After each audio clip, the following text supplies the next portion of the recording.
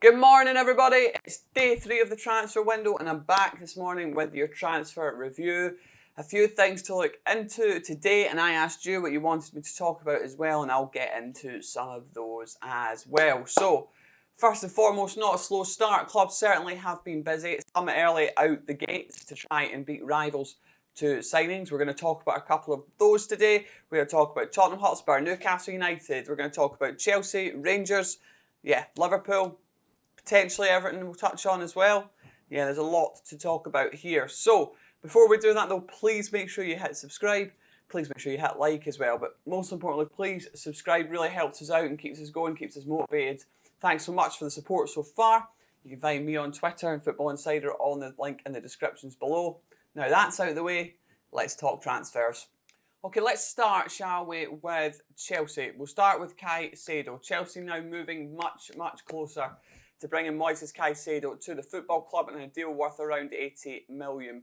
They've moved on Caicedo quite aggressively, straight off the back of the Urgate saga, and he is a key target for Pochettino.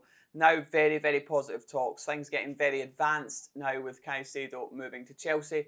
Personal terms not expected to be a major issue at this point in time for both clubs. Reasonably calm and confident about that, and Caicedo is very open to the move. Now, we understand that talks between the clubs are also progressing to an advanced stage as well. Not done by any stretch of the imagination, but Chelsea are absolutely in a very strong position to bring the Ecuador international to the club, and they moved quickly for good reason. The reason they moved so fast was to beat the likes of Arsenal, Manchester United and others.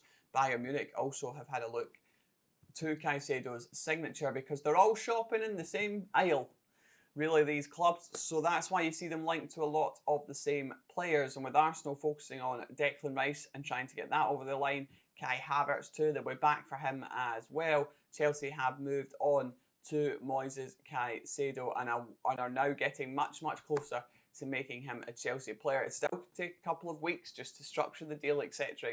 But Chelsea are in a very strong position. They also have looked at Lavia and done a lot of groundwork, talked about this before, and it wouldn't surprise me if they move from Caicedo to Lavia, although there are multiple options on the go at the moment, especially in the striker position, which we know is a key area for Chelsea, don't we? We absolutely know they need a man who can put the ball in the back of the net. The amount of games they probably win last season if they just have a man up front is actually remarkable. Their chance creation was through the roof, but nobody was actually finishing the dinner after it had been cooked. Now, Lautaro Martinez, some reports came out suggesting that he would need convincing and he wants to stay at Inter. My understanding is that is not the case. He does enjoy his time at Inter and he's had a fantastic time there in the Champions League final, but is very open to a move to the Premier League, very open to a move to Chelsea if that was the club that was to come forward. Manchester United have also looked at Martinez as well, and then Ten Hag also sees him as the perfect pressing forward, and then also Tottenham could be key here if Harry Kane leaves. So that is also one to watch, but Martinez is open to a move to England. He's open to a discussion this summer. He's got to Champions League final with Inter Milan. He was the top goal scorer for them again this season. He's won a World Cup. He's been a fantastic year, and an opportunity for change is certainly something that he is open to at this stage. Obviously, Nicholas Jackson has come up in conversation a lot recently.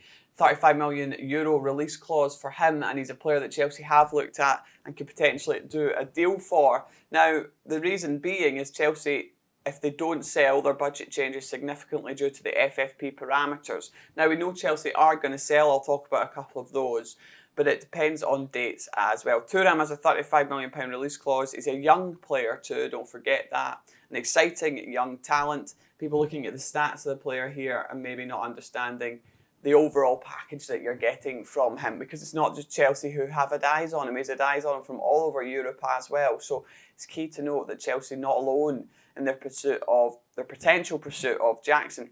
What's the conditions of where things are at with that? They understand what it would take to get him. That's it. They understand the conditions, the structure, how to get him out of Villarreal if they want to go and do that.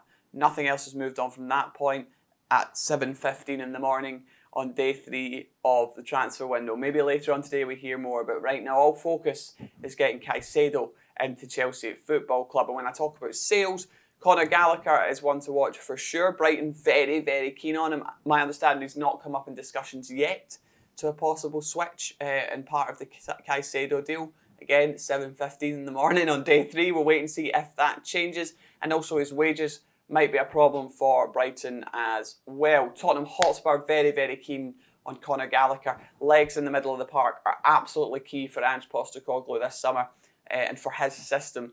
They will be doing a lot of work, Tottenham. You're going to hear him talking about them in a moment. But Conor Gallagher, watch him for Tottenham potentially as well. He's a player that Postecoglou likes and would fit his system well. Hard-working, desire, good technically. Ticks a lot of the Postecoglou boxes, and that's something that they could move on in the coming weeks as well. And then Loftus-Cheek. AC Milan's still very keen on Loftus-Cheek. Despite Maldini's exit, talks of them being out of the race completely are untrue as far as I understand. They are considering another bid. Key to note for these players is the end of June, beginning of July. That's going to be a big, big date. A lot will kind of happen around that time simply because of the fact the season's finished later and a number of things are going on in the background for deals. So look for those dates, the end of June, beginning of July, for a number of exits from Chelsea and deals from other clubs as well. Seeing as I was talking about Spurs, let's talk about what they're up to. Harvey Barnes, a target for them. They're starting to make moves for him. They would like Harvey Barnes at Tottenham. Obviously a very talented young player. He's not had the best of times this season, as neither really anyone has at Leicester, right? But Tottenham would be keen to bring him in. That is in very, very early stages, very early discussions. James Maddison also a target that they really, really like. Newcastle still very keen on Maddison, have done a lot of groundwork there, but Tottenham putting in a challenge to Maddison at this point in time. Again, all very early. One that's moving quite quickly now, though, is David Raya from Brentford. Spurs trying to get that deal across the line to make him their new #1 goalkeeper this season. Personal terms are agreed. That's not a problem. And David Raya is ready for the move. Spurs just getting talks done to try and reach the valuation of Brentford in the coming weeks. Key thing to note here, though, a bit like Chelsea with Caicedo and Arsenal with Rice and these players, these clubs that have moved on deals early, Raya has a lot of interest. He was actually on Chelsea's list originally. They have switched to different targets now, but Manchester United are still in the race for Raya. They like him as well. So Tottenham want to get this over the line as quickly as they can. Like I said, those personal terms agreed, and they're getting closer to an agreement. Brentford wanting around the £40 million mark for Raya. Spurs thinking they can get him for a little bit less. My understanding is that is coming closer. Not done yet, but coming much, much closer. They're also going to move for Longley and make that deal permanent if they can. Talks to begin with Barcelona shortly. That's a deal they would like to make permanent and make him a Tottenham player officially. He, of course, is another player in a key area for Ange Postecoglou. I don't think he'll be the only one coming in defence either. You can expect to see maybe even a couple of more in that area of the pitch for Ange. Going to be very, very busy for Tottenham this window. New manager, new system, and there will be lots of new players. I was asked a lot about Newcastle, asked a lot about what's going on in Italy with Barella and Tonali and other names that are being thrown out the hat towards Newcastle United. What I can tell you at this stage is that Newcastle absolutely have a team out there of intermediaries, guys that they're working with, let's say the guys between the clubs if you like, to look at certain players and see the conditions of certain deals. Barella is absolutely a target. I've spoken about this before, so I'm not going to spend too much time on this. Absolutely a target for Newcastle United. They would love him at the club. No wonder, what a player. Inter Milan are looking at around the 78 million mark. Newcastle United are thinking around the 50 million mark. To get something done here probably is going to be near Inter Milan's number than Newcastle's currently at the moment. So it's very, very early on that. Tonali ticks a lot of the Newcastle boxes.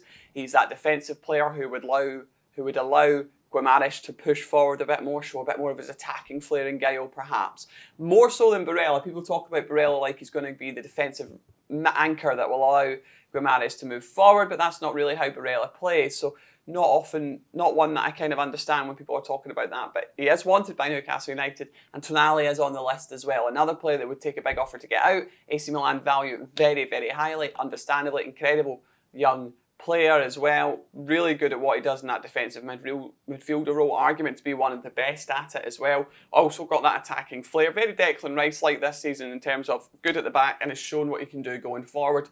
So that is a potential option too. That would be a big deal as well. Is it going to be one or the other? feels likely at this point if they go for either of them. But Newcastle do have a delegation out there and would like to do some business in Italy. That's as far as we're at the moment. Rangers announced Sam Lammers yesterday, of course. Now, Lammers obviously a target for Michael Beale, and he signed a 4-year deal and joins from Atalanta for a £3 million deal, or near €3.5 million.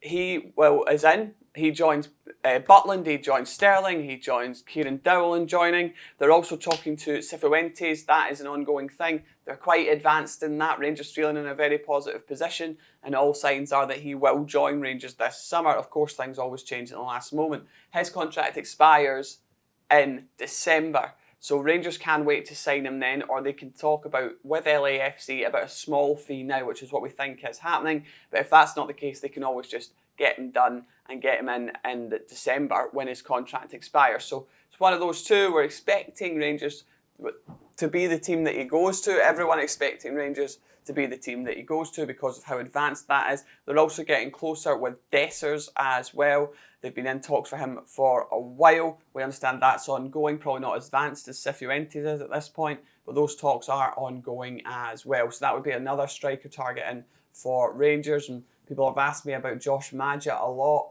Maja on holiday is my understanding at the moment. Taking time off, has a lot of offers from England. Bordeaux have offered him a new deal. And the fact Rangers have got Lammers in, are still in talks with Dessers, may suggest something there and answer that question. We'll wait and see what happens in the next couple of weeks. Again, those dates I spoke about earlier, end of June, beginning of July, key dates. But as of now, Maja to Rangers is quiet. So we'll see what happens on that front in the next couple of weeks. Brendan Rodgers, Celtic fans asking what on earth is happening with Brendan Rodgers. Brendan Rodgers on the precipice of a Celtic return. He's been in discussions over backroom staff, and he's been given the contract that would make him the highest ever paid Celtic manager. He's also getting a budget that will be absolutely massive in terms of Celtic anyway. So we know that deal is all but done, as are these things often the case with. Until he's holding the shirt, right, signed the contract, it's not official, but all but done. We're just waiting, everyone waiting now for the Rodgers announcement at this point in time. That could be very, very soon. This weekend could be likely for that. We shall wait and see. There's obviously internationals going on, players away, clubs doing lots of different deals at the moment as well. But yes, Celtic are advanced with Rodgers, and we're expecting him to return to Celtic as the new manager. Liverpool and Everton, both of you wanted me to talk about Liverpool and Everton, and I will slightly. I'll just say with the Thuram talks are ongoing, Liverpool very, very keen on him. Personal details, not a problem. That's already been kind of agreed to by the player and by Liverpool as well. Talks ongoing with Nice. They still want Cody too. As for Everton, and the reason why I'm doing this in a short wee slot, I'll tell you in a second. As for Everton, they want a striker, that is obvious. A number of targets have come up, a number of names. Just quickly on Alfredo Morelos, who many people are saying is Everton bound. My understanding on that at this point is unlikely. So we'll wait and see, but at this point in time, that's unlikely. However, lots of rumours flying about. And I've got the man later on who I'm going to talk to, David Lynch, who's our Merseyside correspondent, is going to be talking to me, and we're doing a recording for Sunday. It's an Everton special on Sunday, but I will talk about Liverpool at the end of the video with him as well to get you updates. So make sure you're here on Sunday. We will have a video up all about Everton and all about Liverpool. You're being catered for in one big video, troops. So don't worry about it. We'll get that out for you on Sunday. And I don't want to talk too much now, and then there's no point in you watching the video on Sunday, because David's the man. He's the Merseyside correspondent, and I'd like to talk to him and get his information and his knowledge on the situation on the Mersey. Every morning I'm going to be here during the transfer window. Not tomorrow, it's Saturday. I'm having to lie in. Forgive me. I might even find myself doing it on weekends though, especially as we get later on into the window and things pick up. The next couple of weeks is going to be key. Remember those dates, end of June, beginning of July. We expect quite a lot of movement in that area. The likes of Tierney to Newcastle potentially. Manchester City might move on that as well. Loftus-Cheek movement, Gallagher movement, many other players in that time frame. So keep an eye on those dates as well. Potential exits from Celtic too. So yeah, thanks again for watching. We're on day 3. We crack on, we keep going. Long way to go, but certainly not a slow start. Make sure you hit like and subscribe, and I'll see you in the next one. Cheerio.